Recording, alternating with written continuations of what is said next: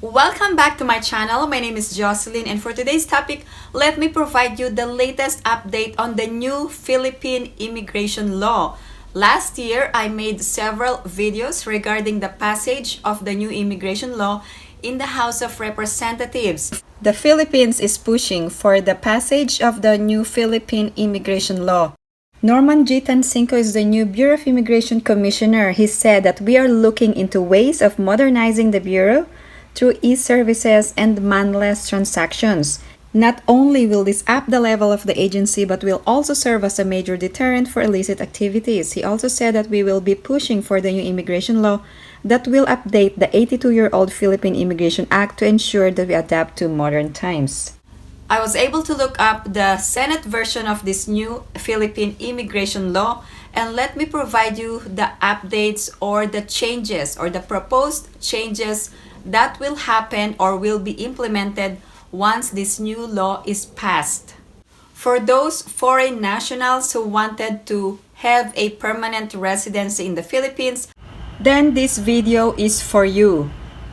This is only the proposed changes. For immigrants, there are now quota and non-quota immigrant visas. For quota immigrants, not to exceed 200 of any one nationality for any one calendar year based on immigration reciprocity and allotment by the Commissioner of Immigration of the corresponding quota number. The proposed changes are implementation of preference visas. For first preference, you must show service and qualifications such as educational, technical, or specialized experience or exceptional ability in sciences, arts, professions, or business. Second preference, parents of a naturalized Philippine citizen. Third preference, spouses or minor children of foreign nationals who are lawful permanent residents of the Philippines. And fourth preference, parents of foreign nationals who are lawful permanent residents of the Philippines. Now, the Commissioner, with respect to the first preference, shall allot not more than 50% of the annual quota allotment up to the end of June of each year, and if it's not utilized, it will be carried over to the second, third, and fourth preference. Any unused quota for the calendar year shall not be carried over and utilized for the ensuing calendar year. Let's move on to the non-quota immigrants, which means that there will be no regard to numerical limitation and immigration reciprocity. First, a non-quota immigrant visa can be granted to the spouse of a Philippine citizen.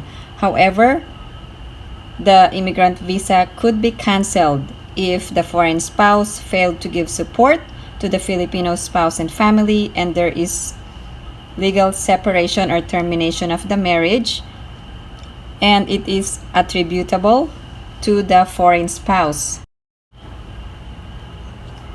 Second, a person of Filipino descent regardless of generation.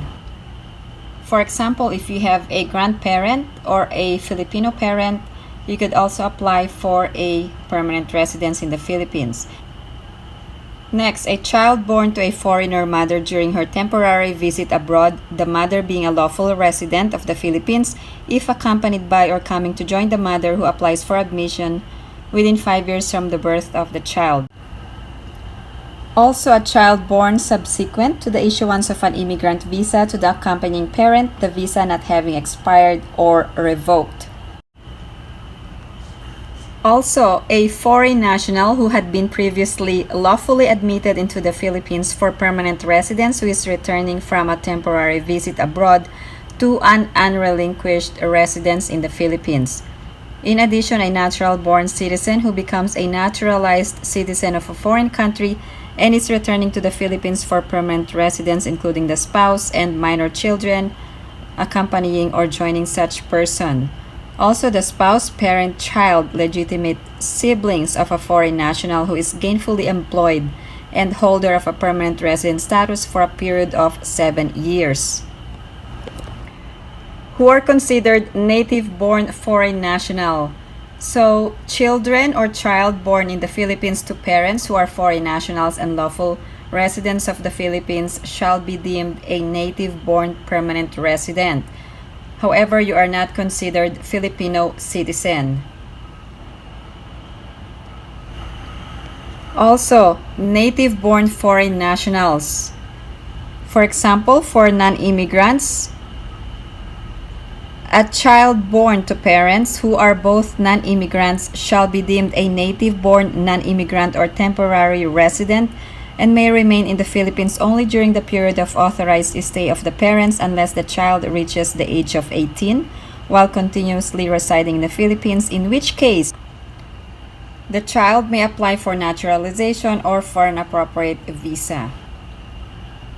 Let's talk about the adjustment of status. If you're a foreign national on a non-immigrant visa, for example, temporary visa, you can be a permanent resident if you make an application for such adjustment, and also you are eligible to receive a quota or non-quota immigrant visa and is admissible to the Philippines as a permanent resident, and a quota immigrant visa is immediately available to the foreign national at the time of application without the need of first departing from the Philippines.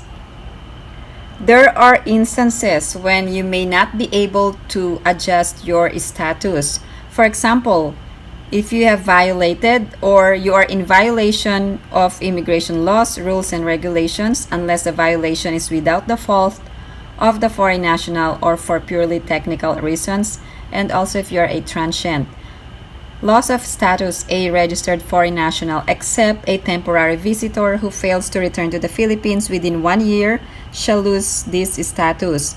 However, you may apply for extension after paying the prescribed fees. Here are the required documents for immigrants. Immigrants must present for admission into the Philippines valid passports or travel documents. Also, it must show your nationality and identity and valid immigrant visas indicating date of issue and period. There are instances where immigrant visas shall not be required of the following: a child born subsequent to the issuance of a valid immigrant visa to the accompanying parent, or a child born during the temporary visit abroad of the mother, and also who is a permanent resident of the Philippines. And also a foreign national who is returning to an unrelinquished lawful permanent residence in the Philippines after a temporary residence abroad and presents for admission a re-entry permit. If you wanted to be a permanent resident of the Philippines, you must pass physical and mental examination prior to issuance of immigrant visa. So the consular officer will require you to submit to a physical and mental examination in accordance with the rules of the Commissioner of Immigration.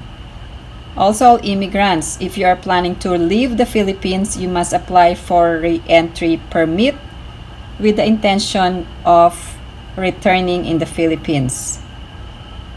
In addition, you must also secure an immigration clearance if you leave the Philippines. Also, you must have no pending obligation with the government or any of its agencies. In addition, you have no pending criminal, civil, or administrative proceeding which requires continued presence in the country, and there is no ongoing legislative inquiry where the immigrant is called upon to testify as a witness. If you have any other questions or comments, please post them down below and I will get back to you as soon as I can. Thank you guys for supporting my channel, and if you haven't liked this video, please give it a big thumbs up. And if you haven't subscribed to my channel, please subscribe and hit that notification bell. I always welcome new subscribers. Thank you guys for supporting my channel. I hope everyone is staying safe and have a great day.